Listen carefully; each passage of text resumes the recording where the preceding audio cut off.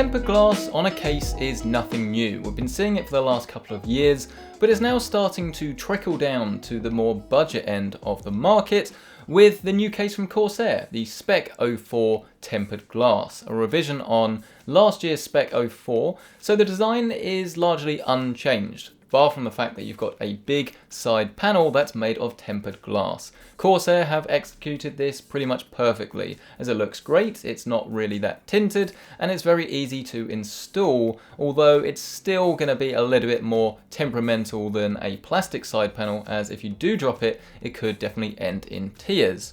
The front of the case keeps that same quite out there look. It's available in a few different colours. The red that I've got here I personally really like, and because you've got a lot of mesh on the front, it's going to be very good for airflow. And looking at the direct competitor from the likes of the P300 and P400 from Fantex is definitely something that I would say is going to be better for temperatures, although it may be slightly noisier depending on your choice of fans. In terms of I/O, this is probably the most disappointing thing for me, as it's all located on the right hand side, which some people won't like, but it's not really been a big bother for me, though I prefer it was on the top. But the thing that's quite concerning is that there's only one USB 3.0 and one USB 2. So at this end of the market, having two ports is fine, but the fact that only one of them is the SuperSpeed 3.0, I think is going to be quite limiting for a lot of people, and as someone that uses things like portable SSDs and portable hard drives, this definitely would affect myself.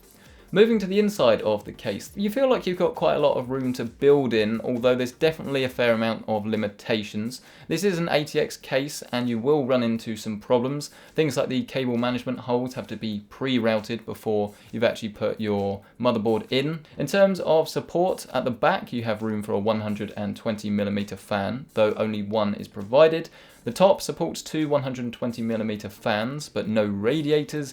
And then on the front, this is where you get that one LED fan. But if you do want to use water cooling, then note that you have to remove the hard drive cage to fit a 240mm radiator, though if you go for a smaller size, this should fit without any issue. And this is quite disappointing because while the hard drive cage is very easy to access, it's sort of a bit oversized for the 3 hard drives that you can put inside. And I can't help but think that if Corsair had made it smaller, I think a lot more people would have been happier, as you could then fit hard drives and then have support for the 240mm radiator without any real compromise.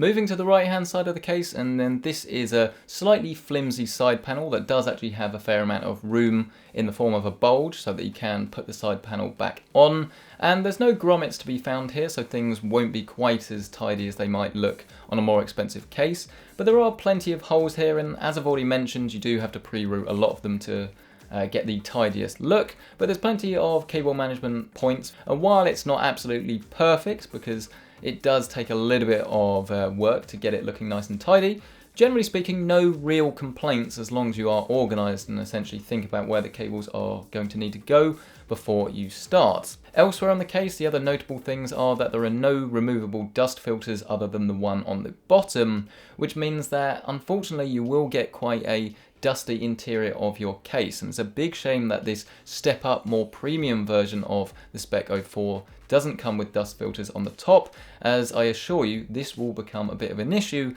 especially if you have pets in your home. But the building process I found to actually go pretty smoothly. I mean, it does take a little bit of reaching in and sort of brushing against the top when you are putting in the motherboard, as there really is no clearance there at the top at all. So those of you with really large fingers might struggle to get the CPU power in at the top left hand side of the case.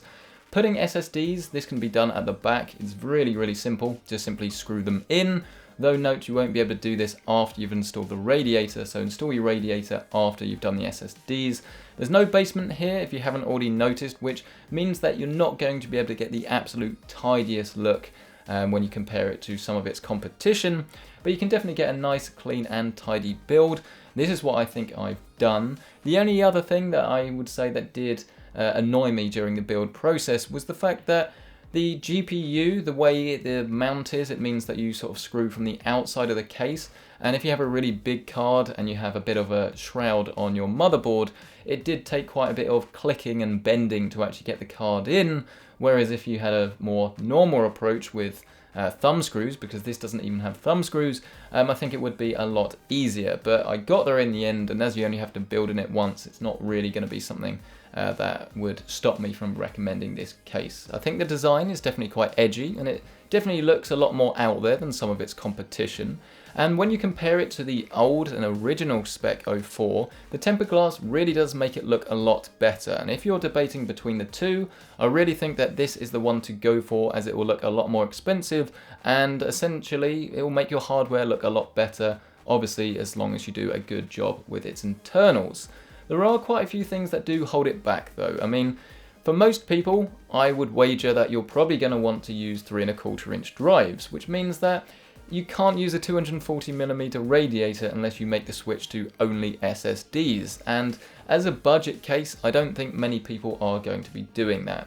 And the fact that the front I/O only has 2 USB ports and one of them is USB 2.0, that's really limiting, and I really think Corsair shouldn't have done that, because that is definitely going to be something that is going to hold this case back when you compare it to some of its competition. And the fact that there is no basement, it's not going to bother everyone, and in fact you can get a nice clean looking build here, but it's definitely going to put some people off. But for the price of £59 and $59, if you like the look and you're prepared to have a build that you're going to have to think about before you start, I really do think that this is worth the money, which is why overall it does win the recommended award. What do you guys think? Do you like this PC? Do you think the case does it justice, or would you go for some of its competition? Really interested to know your thoughts. If you like this video, then please hit the like button, and of course subscribe for more case reviews, and you can find the playlist in fact over there in the top right hand corner. A massive thank you to Corsair for getting this review sample out as always, to ROG for sponsoring the channel, and I'll see you in the next video.